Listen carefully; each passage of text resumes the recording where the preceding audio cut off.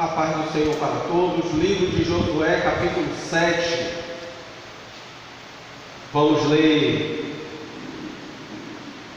a partir do versículo 12.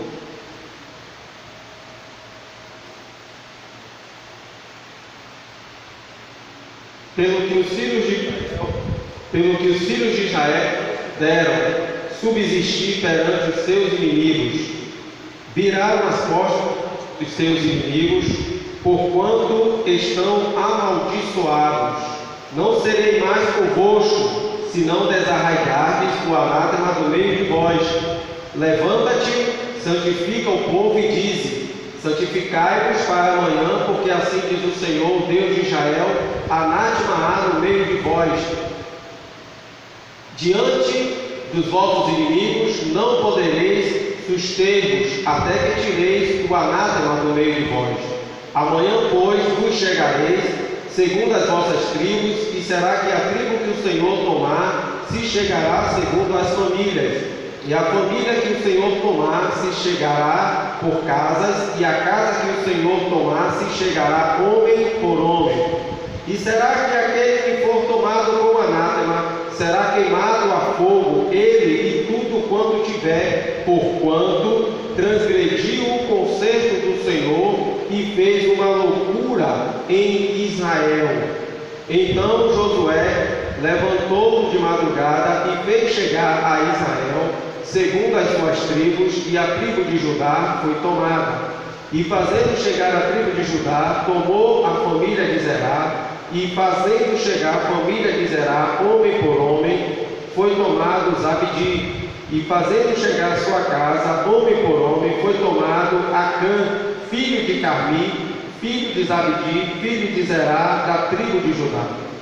Então disse Josué a Acã: filho meu, peço-te glória ao Senhor, Deus de Israel, e faze confissão perante ele, e declara-me agora o que fizeste, não o ocultes. E respondeu Acã a Josué e disse: verdadeiramente pequei contra o Senhor, Deus de Israel, e fiz assim e assim. Quando vi entre os despojos uma boa capa babilônica, e 200 ciclos de prata, e uma cunha de ouro do peso de 50 ciclos, cobicei-os e tomei-os, e eis que estão escondidos na terra, no meio da minha tenda, e a prata debaixo dela. Então Josué enviou mensageiros que foram correndo à tenda, e eis que tudo estava escondido na sua tenda, e a prata debaixo dela. Tomaram, pois, aquelas coisas do meio da tenda, e as trouxeram a Josué e a todos os filhos de Israel, e as deixaram perante o Senhor. Então Josué e todo Israel com ele tomaram a Acã, filho de Zerá, e a prata, e a capa, e a cunha de ouro, e a seus filhos, e as suas filhas, e a seus bois, e a seus jumentos, e as suas ovelhas, e a sua tenda, e a tudo quanto tinha, e levaram-nos ao vale de Jacó. E disse Josué: por que nos turbaste? O Senhor te turbará a ti este dia.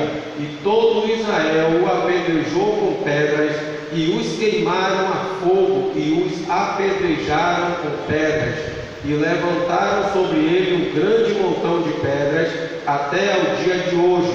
Assim o Senhor se tornou do ardor da sua ira, pelo que se chamou o nome daquele lugar, o Vale de Jacó, até ao dia de hoje. Amém? Podeis tomar assento.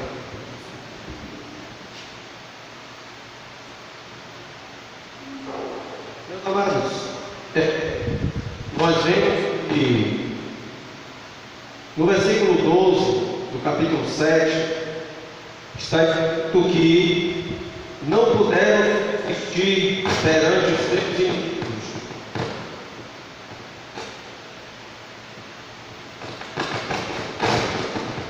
A verdade aqui deste versículo está aplicado não somente a uma pessoa, mas também ao coletivo. Porque quando nós observamos no versículo 1 do capítulo 7, acompanhe comigo, E prevaricaram os filhos de Israel no anátema, porque Acã, filho de Carmi, filho de Zabdi, filho de Zerá, da tribo de Judá, tomou do anátema, e a ira do Senhor se acendeu contra os filhos de Israel. Observamos que Acã, ele pegou algo que não lhe pertencia, visto que o que tinha sido determinado por Deus era que algumas coisas fossem consagradas a Ele, e sendo consagradas a Deus, se alguém pegasse, aquilo tornar-se-ia anátema para aquela pessoa que pegou, e foi o que aconteceu com Acã. Só que existem alguns questionamentos quanto à situação de Acã ser descoberto, ser levado diante da congregação de Israel, e os seus filhos e as suas filhas também, e serem mortos. E aí alguns questionamentos, veja comigo aí rapidamente, no livro de Deuteronômio, capítulo 24, livro de Deuteronômio, capítulo 24,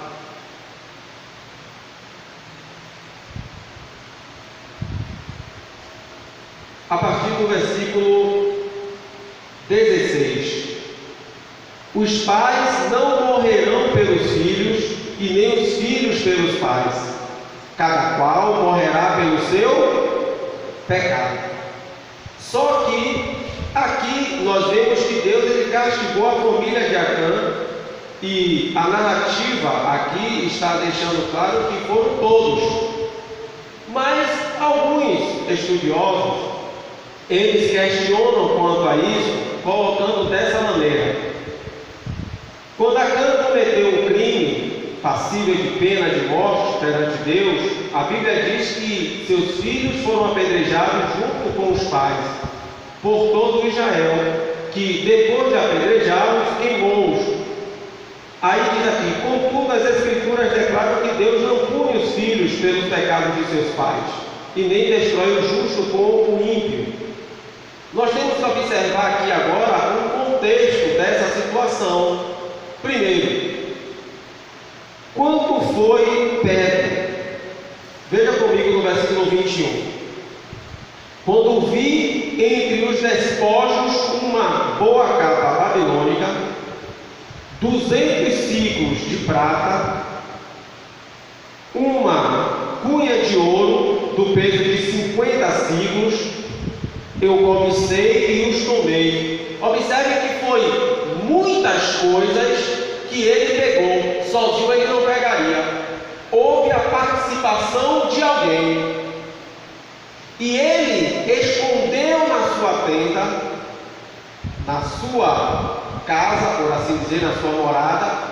Consequentemente, seus filhos, seus familiares participaram daquele ato leviano. Porque o versículo 1 do capítulo 7 diz: e prevaricaram os filhos de Israel no pecado de Acã. A sua atitude de pecar contra Deus acabou levando outros ao erro também, porque foram coniventes, eles também cobiçaram, porque eles deveriam rejeitar, mas não, eles foram eles compartilharam do pecado. Veja comigo aí no capítulo 2, versículo 20 do livro de Josué.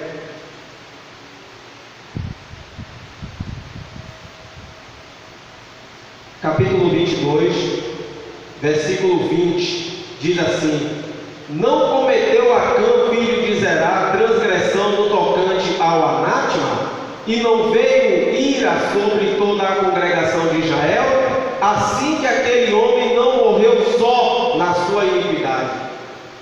Olha que José está dizendo que ele não morreu sozinho, não. Por quê? Porque houve uma participação de pessoas naquele negócio. E aí, nós vamos aqui para o Novo Testamento, rapidamente, na primeira epístola aos Coríntios, capítulo 12, primeira epístola aos Coríntios, capítulo 12,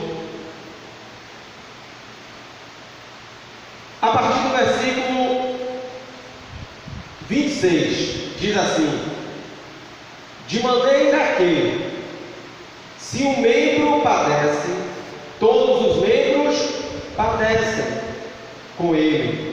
E se um membro é honrado, todos os membros se regozijam com ele. Então veja que há o quê? Dependendo da situação de alegria ou de tristeza, todos estão participando unanimemente, porque é o corpo. O versículo 27 diz: ora, vós sois o corpo de Cristo e seus membros em particular. Veja comigo agora, ainda na Epístola aos Coríntios, capítulo 5.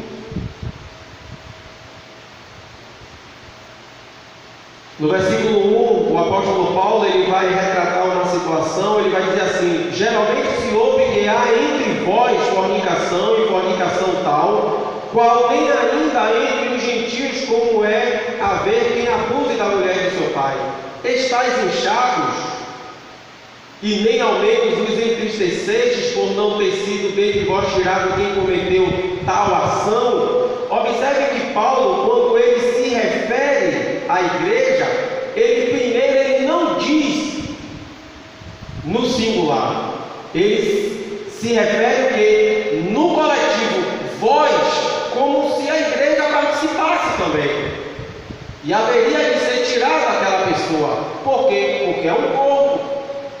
Acã, no momento em que Deus disse que não era para pegar, a ordem foi bem clara, mas ele transgrediu juntamente com os seus familiares. Houve uma coletividade, e aí, por isso que quando é trazido ele, seus filhos, suas filhas e tudo, e aí morrem apedrejados e queimados. Aí, continuando aqui, alguns estudiosos dizem o seguinte: alguns argumentaram que os filhos de Acã não sofreram a pena de morte junto com ele, mas simplesmente foram trazidos até o local de punição para que o evento lhes servisse de advertência. Em favor disso, várias observações aqui são feitas. A primeira é que, em parte alguma do texto, é dito que alguém mais, além de Acã, tenha também cometido crime. Deus declara que será tido como culpado aquele que for achado com a coisa condenada. Também somente Acã confessou: verdadeiramente eu pequei contra o Senhor.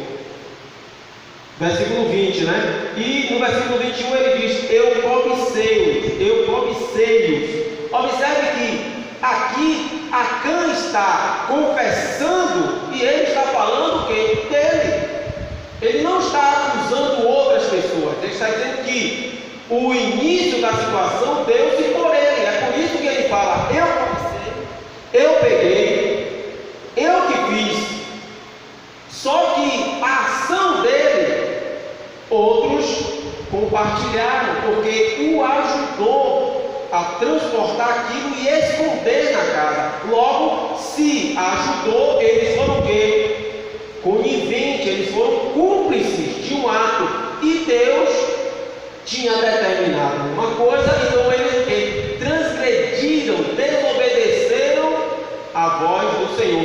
Diferentemente do caso de Datã, Abirão e Corá, quando vão se rebelar contra Moisés, observe que os filhos de Corá não participam daquela rebelião, logo eles são isentos do ato. Veja que eles poderiam participar junto com os seus pais, mas eles ficaram de parte. Não, nós não vamos participar disso. Então, a responsabilidade é individual. A Bíblia diz que cada qual dará conta de si mesmo a Deus. É por isso que a salvação, ela é pessoal. Eu não posso, pela minha fé, eu sou salvo, eu vou salvar alguém da minha família. Eu tenho que pregar a palavra, eu tenho que orar por eles, mas se eles receberem a Jesus, serão salvos, se não receberem, serão condenados. É o que a Bíblia diz. Por quê? Até porque nós não conhecemos o íntimo das pessoas. Muitas vezes nós olhamos para as pessoas e vemos uma aparência, mas Deus, Ele vê aonde ninguém vê, no íntimo. Quando Samuel foi na casa de Jessé, ele impressionou-se com a aparência daqueles filhos de Jessé. Mas aí Deus disse: eu não vejo como o homem vê, eu olho para o coração. Aqui no sentido, vimos que o erro de Acã, a desobediência dele, foi seguida por seus filhos e suas filhas, porque também tiveram e brotaram no coração o mesmo sentimento de avareza. Ou seja, ignoraram a ordenança divina, aquilo que Deus tinha determinado.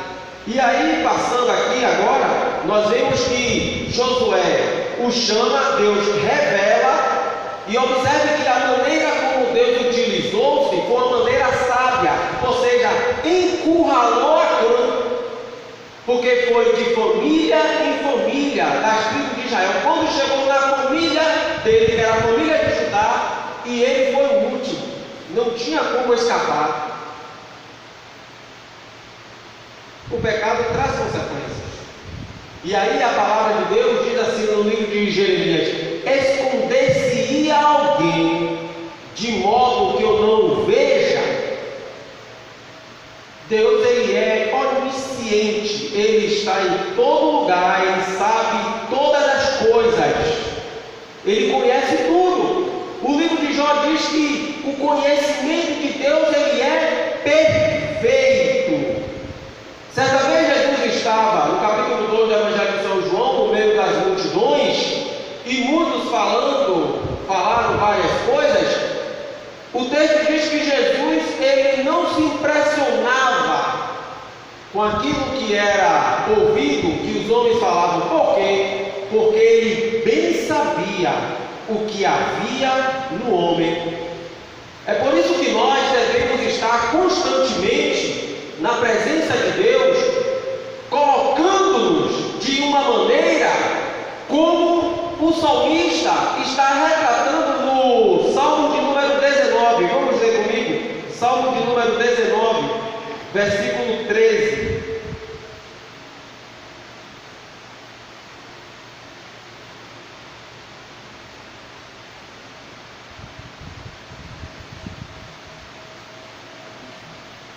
Vamos ler o versículo 12 para pegar um contexto melhor. Quem pode entender os próprios erros?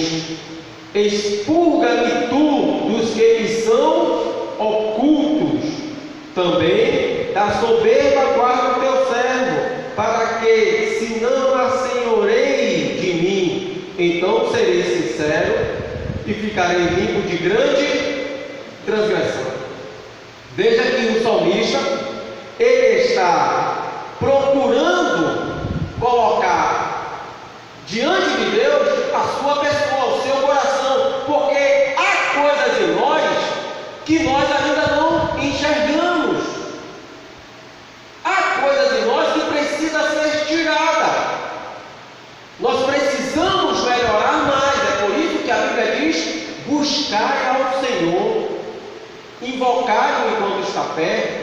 Devemos perseverar no caminho, orando sem cessar. Devemos estar de uma maneira diante de Deus, buscando a sua face. Claro que queremos servi-lo com sinceridade e amor, mas mesmo que Deus venha derramar suas bênçãos sobre nós, nós não podemos nos achar que estamos superiores. Não, nós temos que enxergar que nós precisamos melhorar, porque nós, cada vez que nós vamos aproximando-nos de Deus, nós vamos enxergando que há coisas que precisam ser mudadas, porque o texto lá em Jeremias diz assim: enganoso é o coração do homem, mais do que todas as coisas, quem o conhecerá? Porque às vezes a gente pode falar boas palavras agora, mas depois vai falar mais palavras. Podemos abençoar aqui, mas podemos amaldiçoar ali. Muitas vezes nós temos uma atitude e daqui a pouco podemos ter uma outra atitude, porque o coração do homem é enganoso. E se nós descuidarmos da nossa vida espiritual, seremos semelhantes a Acã, que cobiçará algo, ou seja, teremos uma atitude desagradável, aquilo que uma desobediência diante de algo que Deus estabeleceu. E isso levou o quê? À ruína de uma congregação, um corpo. Nos dias atuais, muitas igrejas estão padecendo por erros coletivos, em que não são expostos e estão naufragando, porque há uma barreira entre a igreja e Deus.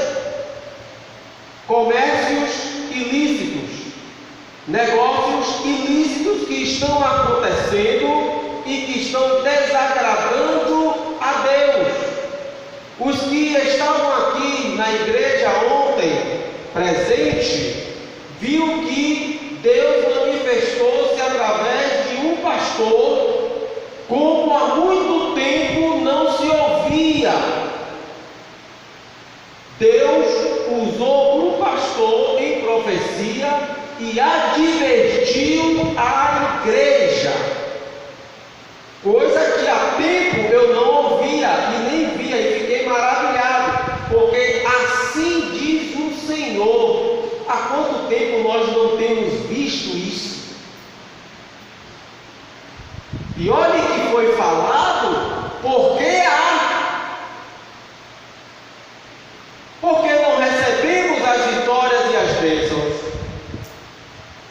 A posição aqui só foi resolvida porque Josué e os anciãos, a liderança de Israel, prostraram-se e buscaram a Deus a resposta. Por quê? E aí Deus revelou. Mas nos dias atuais, muitas lideranças não fazem isso porque eles sabem que eles estão agindo errado. Não vão querer perder os seus luxos, não vão querer perder os seus altos salários e as suas vantagens econômicas. Porque a igreja, ela tem que ser unânime, tanto na oração, como na comunhão e no partir do pão. A igreja não pode estar o ministério enriquecendo e a congregação empobrecendo. Amém? Não pode. Porque um corpo, a unha do menor dedo, se for tirada, machuca todo o corpo. Os cílios, que são fios pequenos nos olhos, se cortarem todos eles, os olhos vão fechar automaticamente, não vão abrir, porque os cílios servem de proteção aos olhos. Qualquer parte do corpo, por menor que seja, é importante. Se tirar os dedões, esses dedos aqui das mãos, fica sem equilíbrio. Dos pés também, mas não deveria.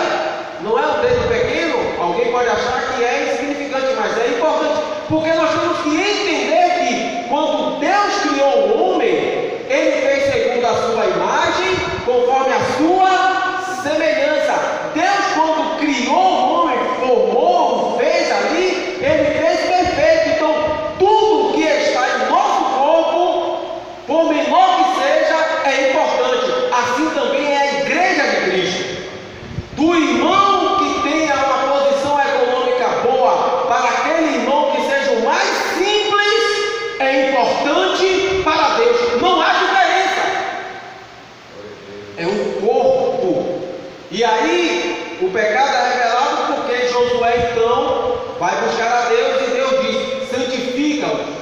porque amanhã vai ser descoberto, revelado o anátema no meio de vós. E aí Acã e sua família são mortos.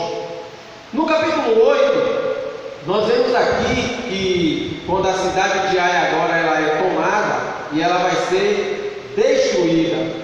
Observe que no versículo 1 diz assim: então disse o Senhor a Josué: não temas e não te espantes, toma contigo toda a gente de guerra e levanta-te sobe a Ai. Olha que te tenho dado na tua mão o rei de Ai e o seu povo e a sua cidade e a sua terra.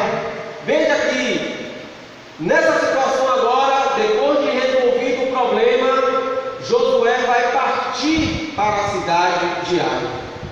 E antes eu quero fazer um comentário sobre algum estudioso que fez um comentário sobre essa situação de Josué, dizendo o seguinte, que quando Israel caiu juntamente diante da cidade de Ai, foi porque o erro partiu de Josué. Ele diz o seguinte: Josué ficara desolado com aquele acontecimento e ele sabia que a partir daquele momento a sua liderança poderia enfraquecer-se. Não colocar Deus em primeiro lugar foi um grande erro, uma vez que era o Senhor quem operara todas aquelas maravilhas perante o povo. Observe assim: embora Josué não fosse o responsável direto pela derrota de Israel, teve a sua parcela de culpa, mobilizando o exército para enfrentar a cidade de Ai. Primeiro, uma correção aqui. Deus tinha dito a Josué que todas as cidades ali, todos os povos da cidade, da terra de Canaã, seriam derrotados. Aonde eles pusessem os pés, seria dado a eles. Logo, a investida de Josué foi baseada na palavra de Deus. Eles estavam confiantes e obedecendo a palavra de Deus. Eles derrotaram a cidade de Jericó e agora eles partiram para a cidade de Ai, confiando naquilo que Deus fez. Eles não agiram soberbamente. Agora, Josué aqui, ele não é culpado porque, primeiro, ninguém sabia da transgressão que Acã tinha realizado. Estava oculto. E Deus não poderia conceder a vitória ao povo de Israel, semelhantemente como fez lá em Jericó, por conta do pecado de Acã. Então, Josué não sabia. Ele não sabia do pecado, então ele não pode ser responsabilizado. Logo, quando ele toma conhecimento, ele vai o quê? Orar a Deus.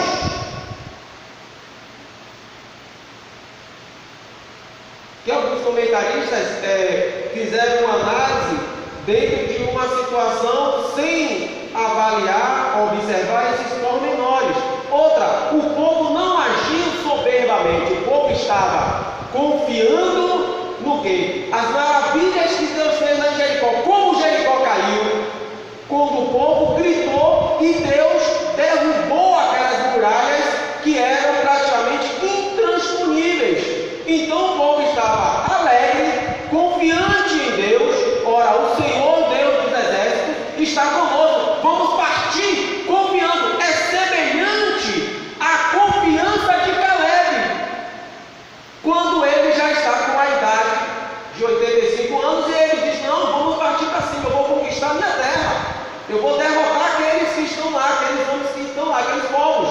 Ou seja, ele não estava soberbo, ele estava confiante em uma promessa que Deus tinha dito: essa terra que está aí eu te darei.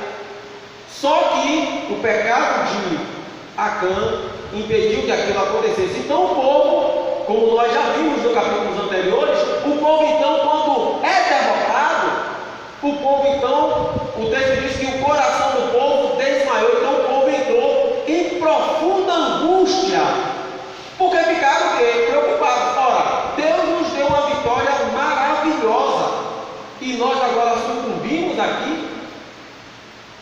Muitas vezes na nossa jornada cristã, nós passaremos por situações semelhantes. É por isso que, quando nós estamos caminhando, na nossa caminhada, vai vir alegrias e tristezas. Vai ter sorrisos e vai ter choro. Quando alguém me contestou uma vez, disse: não, você está falando uma coisa que não é verdade. Eu disse a ele: eu vou lhe provar, porque no livro de Atos, no capítulo 14, no versículo 22, está escrito o seguinte: importa-nos que por muitas tribulações e angústias entremos no reino dos céus. E Jesus disse que no mundo teríamos aflições. Então as angústias, as tribulações, as aflições vão nos causar tristeza, vão nos turbar, vão nos angustiar. Não é só sorriso. Agora, a vida cristã, ela tem algo que nenhuma religião aí fora pode conceder: a presença de Deus na nossa vida, através da bendita pessoa de Jesus, porque a fé em Jesus é quem nos faz vencer. É a confiança em Deus que nos leva a caminhar, porque Jesus disse: olha, ainda que ocorra tudo isso, tem de bom ânimo. É uma palavra de ânimo, é semelhante ao que Deus tinha dito a Josué: tem de bom ânimo. E quando há aquela situação com Acã, Deus diz: levanta-te. Não é prostrado que nós vamos vencer. Há momento de se prostrar, de o que? Orar, entregar a Deus as nossas ansiedades, as nossas limitações, pedir a Deus ajuda, mas também há momentos em que acabou de prostrar, acabou de orar, levanta-te. A Bíblia diz: levanta-te e Cristo te esclarecerá. Desperta tu que dormes. Então a ação tem que ser para frente. Não pode ficar parado. Abraão, a sua fé o levou a caminhar para frente. E à medida que ele foi confiando, Deus foi abençoando, engrandecendo e se revelando. Nós estamos aqui, mas estamos aqui por um motivo: porque confiamos na palavra do Senhor, porque buscamos a presença do Senhor, porque os nossos problemas nós não podemos resolver, não temos forças, não temos nem sabedoria para resolver certas questões, mas quando nós colocamos nas mãos do Senhor, ou que o Salmo de número 37 diz, verso 5: entrega o teu caminho ao Senhor, confia nele e o mais ele fará. Tudo é uma questão de confiança. Deus permite as circunstâncias da vida para o nosso aprendizado. E aí Josué, nesse momento, ele já levanta, versículo 2 diz assim no capítulo 8: farás coisa a Ai e a seu rei, como fizeste a Jericó e a seu rei, salvo que para vós saquearei os seus despojos e o seu gado, põe emboscadas a cidade por detrás dela. Então Josué levantou-se e toda a gente de guerra para subir contra Ai, e escolheu Josué 30.000 homens valentes e valorosos e enviou-os de noite. Deus tinha dado uma estratégia para Josué. Um grupo vai na frente, outro grupo vai lá atrás, e vocês vão ficar aqui. Quando eles saírem, vocês invadem a cidade. Quando invadiu a cidade, que queimou a cidade de Ai, eles lá gritaram: já tomaram a cidade. E aí Deus deu a vitória para o seu povo. Mas veja que tudo em nossa vida nós devemos agradecer a Deus. Salmo de número 44, rapidamente. Salmo de número 44.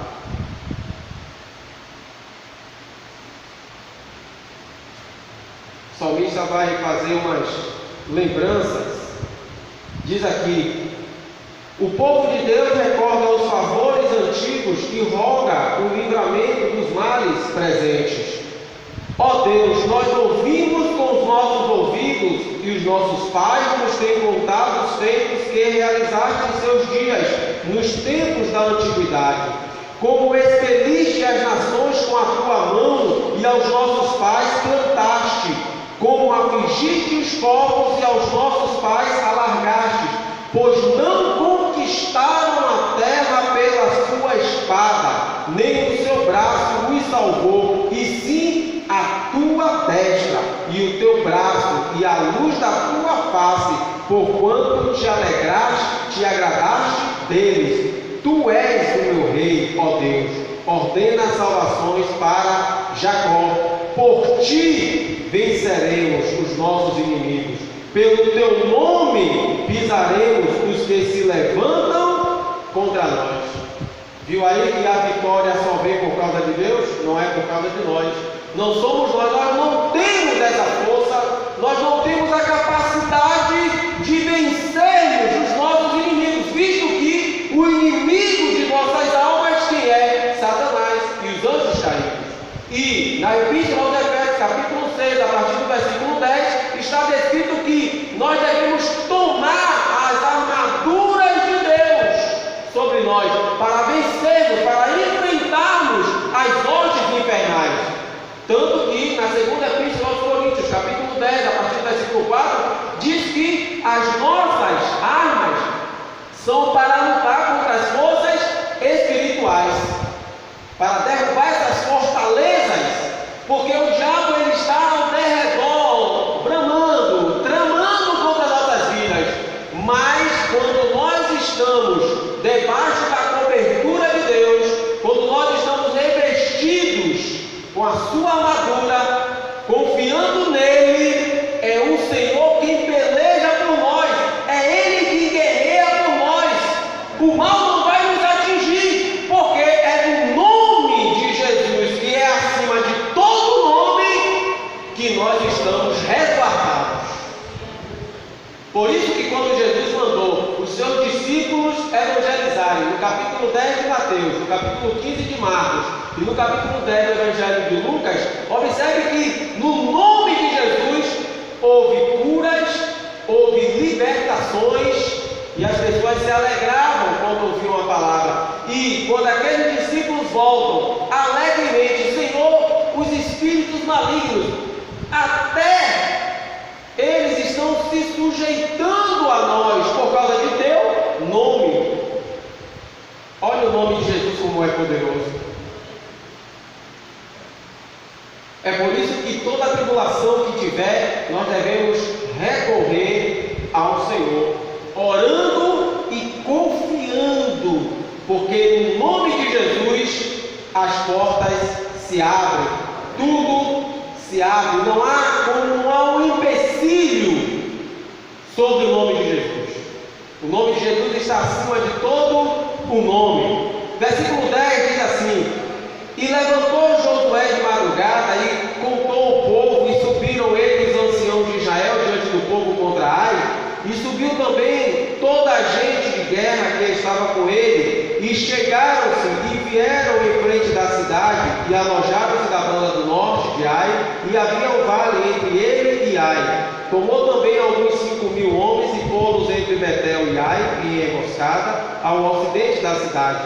E puseram o povo todo o arraial que estava ao norte da cidade, e a sua emboscada ao ocidente da cidade. E foi Josué aquela noite ao meio do vale. E sucedeu que, vendo o rei de Ai, se apressaram e se levantaram de madrugada, e os homens da cidade saíram ao encontro de Israel ao combate, ele e todo o seu povo, ao tempo assinalado, perante as campinas, porque ele não sabia que se lhes houvesse posto emboscada atrás da cidade.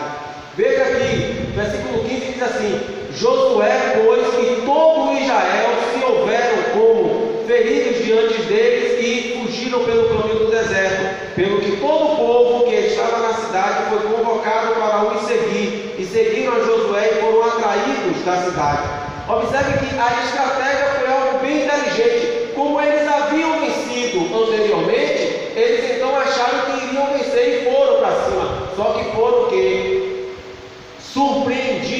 e derrotados. Mas observe que essa vitória aqui houve o quê? Também o lado coletivo, todo o povo. É por isso que quando um irmão se alegra, todos têm que se alegrar. Quando o irmão estiver triste, todos devem se entristecer. Nós devemos sentir uns pelos outros. Nós devemos nos alegrar uns pelos outros. Devemos orar uns pelos outros. Interceder uns pelos outros. E infelizmente, não é a atitude da igreja moderna. Porque não basta apenas na reunião, no encontro, vamos estar ceando e vamos estar um para o outro abraçando, parabenizando. Nada disso. É em todo momento. Você não está vendo aquele irmão, aquela irmã na igreja? Ligue, ore, interceda. Você não sabe quem é, mas interceda, procure saber. A preocupação é importante, porque a pessoa que está lá, ela vai se sentir querida, lembrada, importante. E isso é uma falha terrível na igreja moderna, que não pode acontecer, visto que nós somos o quê? Um corpo. Devemos estar unanimemente juntos. Deus, Ele deu essa estratégia de conquista, e após ouvir as palavras do Senhor, Josué ele recuperou o ânimo e logo entrou em ação. Quando nós estamos abatidos, observe que Elias, ele estava em uma situação totalmente difícil. Ele fugiu, estava numa caverna, preocupado, mas aí vem algumas situações, ele acha que Deus está ali, mas Deus estava em uma voz mansa e delicada. Repare que nós temos assim uma mania de achar que Deus vai se manifestar quando há barulho, quando há muito movimento. Negativo. Deus, ele trabalha de uma maneira entendível. Deus está aqui nessa noite. Eu estava ali preocupado e conversei com Deus particularmente e cheguei a mandar até umas mensagens para o grupo. Eu sei que depois vai ter alguns comentários, algumas coisas, mas eu fiz. E aí, no decorrer daqui da mensagem, Deus já me falou algo. E é sobre isso aqui que eu vou compartilhar com vocês. Não estejamos preocupados com multidões. A quantidade não significa que seja o importante, que seja a prioridade, e sim a qualidade. Quando se compra 1 quilo de feijão, não vai aqueles feijões todos, há uma separação. Quando se faz uma pescaria, não são os 100% de peixes, há separações. E aí Jesus diz assim em Mateus capítulo 11, que vinde a mim todos que estáis cansados e oprimidos, e eu vos aliviarei. Aprendei dele, que ele é o quê? Manso e humilde de coração. Porque é muito mais proveitoso você estar ouvindo a palavra e você estar compreendendo a palavra, porque compreendendo você vai guardar em seu coração, você vai refletir em seu coração, do que você ouvir gritos e não aprender nada, não saber nada e passou. Porque a palavra de Deus, o salmista diz assim: escondi a tua palavra no meu coração. E outro texto diz que a palavra do Senhor é lâmpada para os meus pés e luz para o meu caminho. Jesus certa vez disse assim para os seus discípulos: olhe, guarde a minha palavra, ouça a minha palavra. Quem escuta as minhas palavras, eu assemelharei aqueles que edificaram a sua casa numa rocha. Ouvir e guardar, porque quando alguém bradou assim: bem-aventurado são os peitos em que tu mamaste. Queriam dar um destaque a Maria. Jesus disse: mas bem-aventurados são aqueles que ouvem e guardam as palavras de Deus. Devemos guardar, porque no momento em que nós tropeçamos aqui, nós vamos ouvir a correção do Senhor e não vamos tropeçar ali, nós vamos caminhar. E é assim a vida cristã, caminhando passo a passo. Aqui a estratégia dessa conquista, e durante a noite Josué enviou um grupo de soldados para o oeste de Ai, a fim de aguardar o momento do ataque, e na manhã seguinte levou um segundo grupo para o norte da cidade. Então, quando os exércitos saíram, dispersaram-se, e aí eles conseguiram essa vitória. E o Senhor que assegurou a vitória a Josué, quando diz assim, não temas e não te espantes. A palavra do Senhor conta. Nós devemos seguir confiando na palavra de Deus. Quando Ele diz, vá, nós devemos ir confiantes. O Senhor ele diz assim, que todo aquele que perseverar até o fim será salvo. Não olhe para a dificuldade, olhe apenas para Jesus. Ele dará graça a todos nós para que nós prosseguiremos nessa jornada, nessa caminhada, em nome de Jesus. Amém? Deus assim nos abençoe. Presbítero